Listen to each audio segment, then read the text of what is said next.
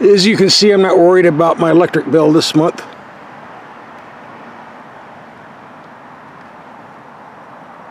Good thing.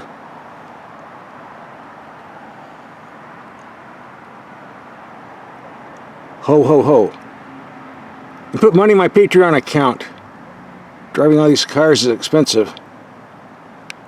Mazda says they're going to send us a CX-50 SUV. Pretty nice looking vehicle. Although I think most of the Mazda SUVs all look the same to me. Let's look at the price spread, starting around 28 grand, but wow, loaded up with all the goodies, we're over at 43 grand. Wonder which one they're sending. Top of the line Premium Plus package, all-wheel drive with the more potent 2.5 turbo. A lot of standard equipment here.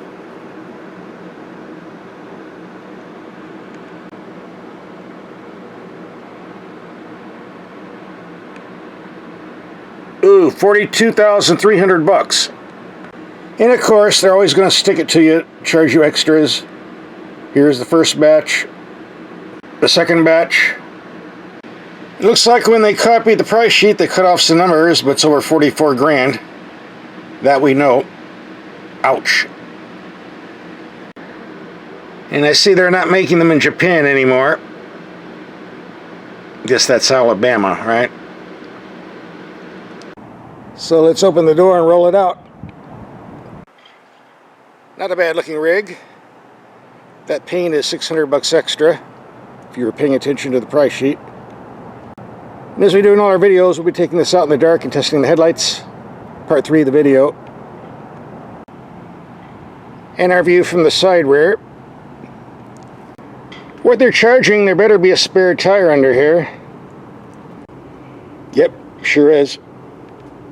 However, the spare is a 17-inch wheel. And on the car, we got 20-inch wheels. You put a 20-inch on one side, 17 on the other, I don't think that does much good for the all-wheel drive system. I'll have to check up on that. I guess you wouldn't want to drive very far that way. If you like Mazdas, we also did a test on the Mazda 3. We'll have a link for that video at the end of this video. Just go there and click and watch. And also had the Mazda Miata MX-5 sports car. Not as roomy as an SUV, but fun to drive. We'll have a link for that video at the end of this video as well. So you can 3 Mazda tests for the price of 1. Under the hood you have 2 choices, a 2.5 liter 4-cylinder, putting out 187 horsepower, fuel economy 24 to 30 mpg, or a second 2.5 liter turbo like we have here, cranking 256 horsepower, fuel economy drops 1 mpg at 23 to 29. This system prefers premium fuel for maximum power, but does run on regular if you choose to do so. With all-wheel drive and high ground clearance, this vehicle is capable of doing off-road adventures, light duty only though. We've got the black cladding to protect the bodywork for such adventures. The second row seats do fold down for more storage. And this is very, very nice leather trim we get in this upgraded version. And the doors go all the way down, so we don't have to worry about the rocker panels getting dirty when you're driving through mud and snow. And again, very nice leather. Smells great, feels great. That's what you're paying your 42 grand for. On the standard CX-50, you get an 8.8-inch screen. On this, it's a 10.3-incher, I'm told. Get a decent-sized glove box. Very simple climate controls. Your drive mode button for sport, normal, or off-road. As you can see, we have a bunch of glare coming off the plastic gauge cluster cover. Why do manufacturers put these covers on? Come on, guys, at this angle especially. Toyota and Lexus are famous for this too. You think somebody would notice and change it, but apparently not. An ideal killer, just a pain in the ass. And this vehicle only has 403 miles on it. Shipped it to us brand new. In heavy city commuting, we've been getting 18.5. I think that's a little bit lower than what it's claimed. We'll take this out on the freeway tomorrow. or maybe tonight. See what time mileage we get then. The info screen is controlled here. I find the system to be a little more complicated than it needs to be, but you get used to it after you get lots and lots of practice operating it. There is one thing I hate about this car, and Mazdas in general. That is the heads-up display in the windshield. Most vehicles have a switch to turn it off. Here we have a switch to turn off if you scroll through the info screen, but the problem is it doesn't stay off. You restart the car, it pops right up again. Do you really want to scroll through an info screen to turn this off every time you get in the car? Ridiculous. The only solution, if you want to turn off permanently, is to stick a rag or a sock down in there. As I've done on all my Mazdas, and of course I forget to take it out before I send the car back, so there's probably about a dozen Mazdas roaming around with a sock stuck down in there, and they probably can't understand why they are unable to pull up the heads-up display. That's why. Oh yeah, I almost forgot. You have to use a black sock or rag. If you use a red one, it reflects in the windshield. Forgot all about that. Guess I'll have to deal with this later. Alright, let's go out and do some driving. Check out the power steering, which is very nice. Good feel, good feedback. Feels hydraulic more than electric, which is a good thing. I don't think there will be any complaints with the steering. And I've noticed this vehicle has a very, very tight turning circle. Should be easy to squeeze in parking spaces because of that. Unusual for an all-wheel drive system. As we're doing all of our videos, taking some mild speed humps around 15 to 20 miles per hour. Let's see how the suspension performs on impact. Here comes bump number 1. Pretty smooth. Unusual considering the large tires and wheels we've got. Bump number 2. And the nasty one. Big one. Yeah, I felt that one. This turbo engine's got a lot of guts.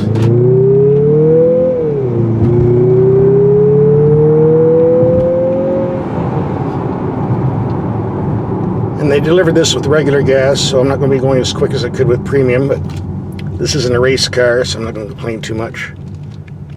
We do have paddle shifters on the steering wheel, if you want to shift for yourself.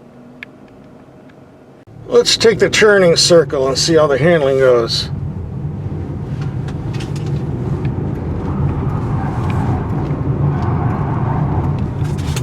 Pretty impressive. Let's reset the mileage computer and take a highway trip.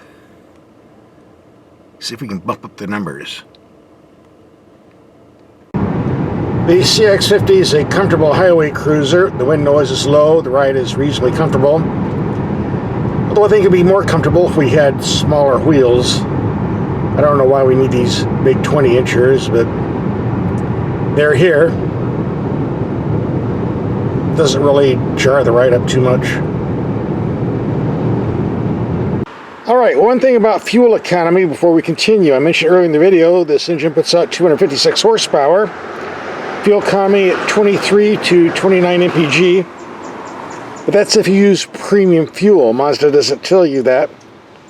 If you use standard unleaded, horsepower drops to 227, and the fuel economy drops, so there's no figure for that. That might explain the 21 mpg I got on the freeway driving. Maybe, maybe not.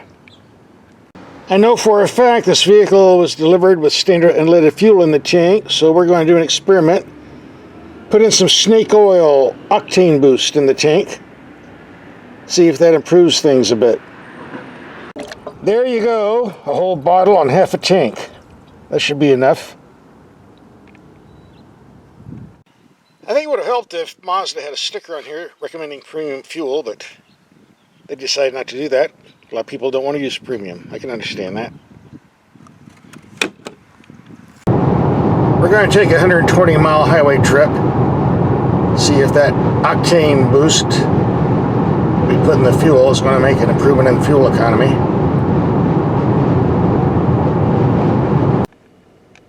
Well, using the higher octane fuel made a difference from 21 mpg to just under 25 for our highway test. So the performance and fuel economy is there. You just have to pay a bit more at the pump to get it. So what's my take on this Mazda CX-50 after a week of driving? I do like the vehicle. It's very pleasant to operate, no major flaws. But personally, I don't like the idea of having to put super premium fuel in a vehicle to get the maximum advertised performance. I think I'd get the basic 4-cylinder engine on this vehicle rather than the turbo, but that's just me, maybe not you. Now, if you didn't see the headlight night drive video we did on the CX-50, here we have it on part 3. It's dark enough. Let's check out these lights and do some night driving. Here's what the taillights look like. Not the biggest I've seen, but bright enough. Now we have the emergency flashers on. Bright enough, I guess. And the front are pretty weak. And the rears, of course, are easier to see now that the taillights are off. Put the transmission in reverse, and this is what you see on the 10-inch screen. Standard CX-50s have an 8-incher, but this is slightly larger. For your $42,000, I would hope so. Everything else lights up pretty good. As does the gauge cluster. And controls on the inside door panel. Here we have the headlights on low beam on a wall 33 yards away, 100 feet. Very bright, decent height over the bushes. Go to high beam, definitely strong in the center. And as I mentioned in my full test video, we have a heads-up display in the windshield. Problem is, you can't turn it off permanently. You can turn it off temporarily by scrolling through the infotainment menu. Turn the vehicle back on, pops right up again, which is ridiculous. I don't want to go scrolling through the info screen every time I drive the car. So the only way you can turn it off is to stick a rag down the hole, or a sock or something, which is what I do. Otherwise, you can't turn it off, which I think is totally ridiculous. Some bad engineering there. So for long distance sliding, we have the low beams on. Go to high beam. Reaches out.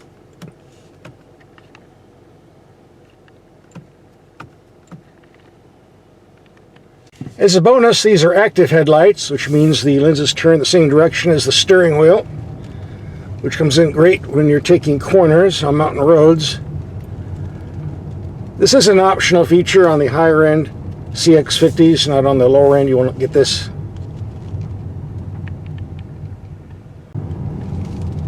And these lights are very expensive to replace if they're broken, so don't break them. There's one feature I do not like on my vehicles. That's an auto-dimming mirror, especially if it doesn't have a disconnect switch, which this does not have apparently. You can't turn it off by putting a piece of tape over the sensor hole, though, which is what I'm going to have to do later. You put some transparent tape, it gives you half and half. You get a slight dim, but enough where you can still see what's around you, and that's a good choice, too. But a blacked out mirror in city traffic, no. I want to see what's in back of me and on the side of me when I'm driving in the city. Too many bicyclists and motorcycles. A dark night mirror is a city driving. Bad idea. And the headlights do a good job of reflecting off signs when you're on the freeway.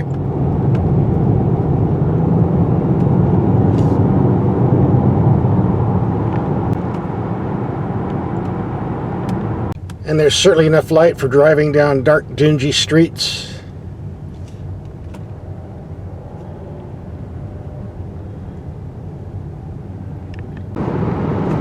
As we can see, the headlights do a great job of lighting up the road signs at extreme distances.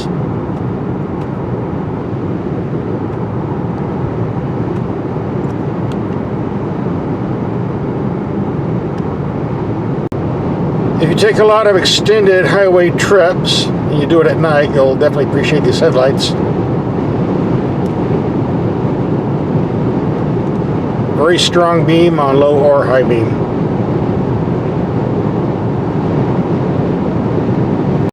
Yep, Definitely good headlights and lighting up the road real good, and I have no complaints whatsoever.